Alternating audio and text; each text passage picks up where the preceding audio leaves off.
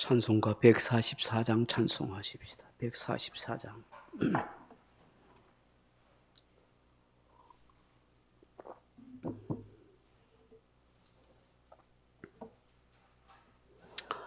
(144장입니다) 144장입니다. 예수 나를 위하여 십자가를 질 때 세상 죄를 지시고 고초 당하셨네. 예수님 나의 죄 위하여 보배 피를 흘리니 죄인 받으소서. 십자가를 지심은 무슨 죄가 있나. 저무지한 사람들 메시아 죽였네. 예수님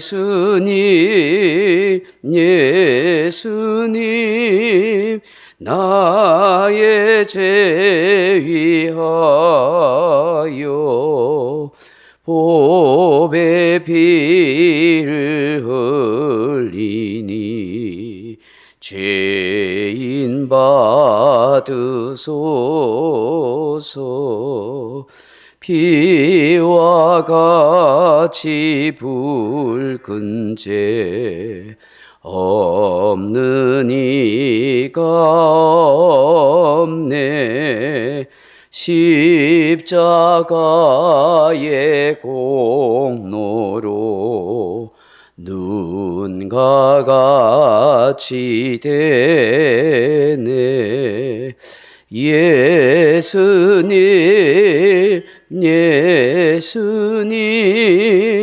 나의 죄 위하여 보배 피를 흘리니 죄인 받으소서. 아름답다 예수여 나의 좋은 친구. 예수 공로 아니면 영원 형벌 받네. 예수님 나의 죄 위하여 보배 피를 흘리니 죄인 받으소서.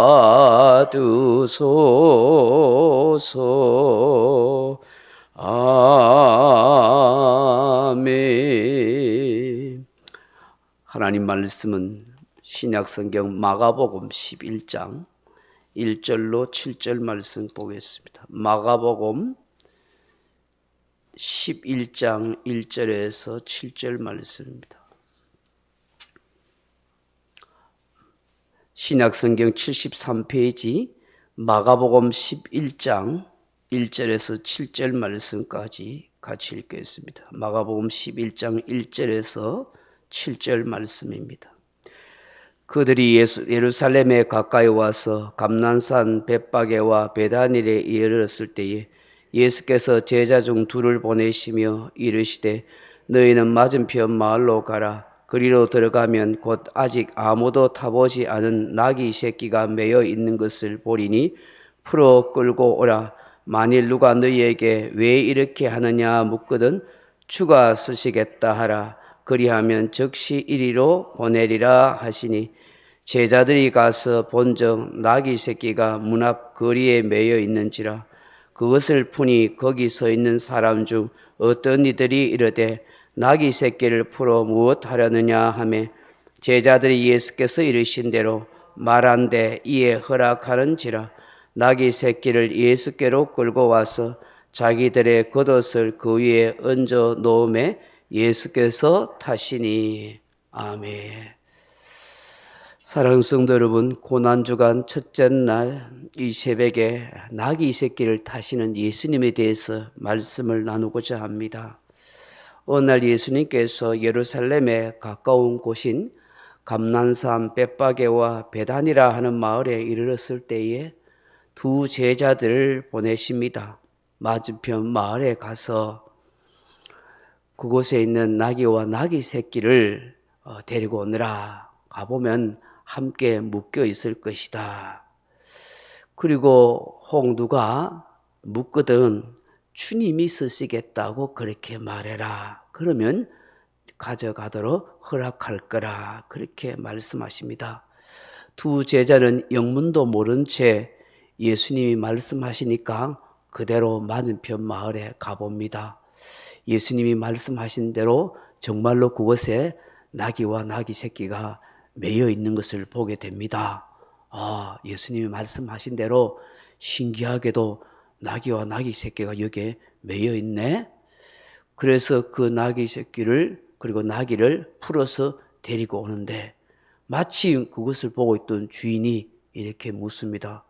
왜 이거 나귀 새끼 가져가려고 그래요? 그러니까 이 제자들이 조금은 당황했을 것 같아요. 주님 말씀하신 대로 그대로 주님이 쓰시겠답니다. 이 말이 떨어지자마자 다른 어떤 대꾸도 하지 않고 그대로 가져가세요 라고 그렇게 말하는 것입니다. 아마 두 제자들은 굉장히 신기했을 것이라 생각합니다. 안 그러겠습니까? 여러분이 만약 그 현장에 있었다면, 여러분이 만약에 두 제자였다면 얼마나 놀랍고 신기하겠어요. 예수님이 말씀하셔서 가보니까 진짜로 나귀와 나귀 새끼가 모여 있고, 그리고 그걸 남의 것인데 가져오려고 하니까 그 주인이 왜 가져가냐고 묻는데 주님이 쓰시겠답니다 하고 말하자마자 예, 가져가세요 라고 허락하니까 참 놀랍고 신기한 일이죠. 그래서 이제 그 나귀와 나귀 새끼를 끌고 옵니다. 그리고 제자들은 자기의 겉옷을 안장처럼 그 위에 얹어 놓습니다. 그때 예수님께서 나귀 새끼를 타시고 예루살렘으로 입성하십니다. 우리가 오늘 이 말씀을 생각하면서 무엇을 깨닫게 됩니까? 제자들 입장에서는 잘 이해가 되지 않을 수도 있었지만 예수님의 말씀에 순종하니 그대로 이루어진다는 것을 보게 되지 않습니까? 어떻게 한 번도 보지도 않고 잘 알지도 못하는 그 사람의 귀한 재산과도 같은 나귀와 나귀 새끼를 그냥 끌고 올 수가 있습니까? 돈을 주고 사는 것도 아니지 않습니까? 예수님께서는 이미 다 보고 계셨고 알고 계셨고 또 준비하고 계셨더라 하는 것입니다. 제자들은 그저 예수님의 말씀을 그대로 믿고 순종하며 나아간 것입니다. 계산할 것도 없습니다. 잘못하면 도둑으로 누명 쓸 텐데, 잘못하면 잡혀갈 텐데 그런 걱정할 것도 없습니다. 주님이 말씀하신 대로 믿고 순종하고 나아갈 때에 주님이 준비해 두시고 주님이 역사해 주시고 주님이 그 주인의 마음을 딱 되돌려 놓고 있더라는 것이죠. 오늘 저와 여러분이 정말 간직해야 할 믿음도 바로 이와 같은 것이죠. 계산하는 것이 믿음이 되겠습니까? 내가 생각을 많이 한다고 해서 그게 믿음이 되겠습니까? 하나님의 말씀이면 그대로 믿고 그 말씀대로 따르고 순종하는 것이 무엇보다도 우리에게 중요하다는 사실을 깨닫게 되는 것입니다. 저는 또 나귀 주인의 입장을 생각해 봅니다. 물론 하나님께서 그 사람의 마음을 감동시키시고 준비해 놓으셨기 때문이라고 생각합니다. 그렇지만 그 사람의 입장에서 생각해 보면 자기의 재산을 잃어버리거나 축날 수 있는 상황입니다. 잘 모르는 사람이 끌고 가는 것입니다. 그럼에도 불구하고 주가 쓰시겠다. 그 말씀 한마디에 두 말 앉지 않고 따지지 않고 그대로 주지 않습니까? 우리 주님 앞에 헌신할 수 있고 기꺼이 드릴 수 있는 이런 믿음이 된다면 얼마나 좋겠는가 하는 것이죠. 오늘 이 새벽에 우리가 제자들처럼 정말 믿고 순종하는 사람이 되게 달라고 그렇게 기도해야 될 것 같습니다. 이 나귀 주인처럼 기꺼이 주님께 드리고 헌신할 수 있는 그런 사람이 되게 달라고 은혜를 구해야겠습니다. 우리가 예수님을 믿는다는 게 뭡니까? 우리가 예수님을 의지한다는 게 뭡니까? 우리가 예수님께 순종한다는 게 뭡니까? 내 모든 것을 다 보고 듣고 알고 계시는 그 전능하신 하나님을 진정으로 의지하고 그분이 내 모든 삶을 책임져 주신다는 것을 우리가 확신하는 것 아니겠습니까?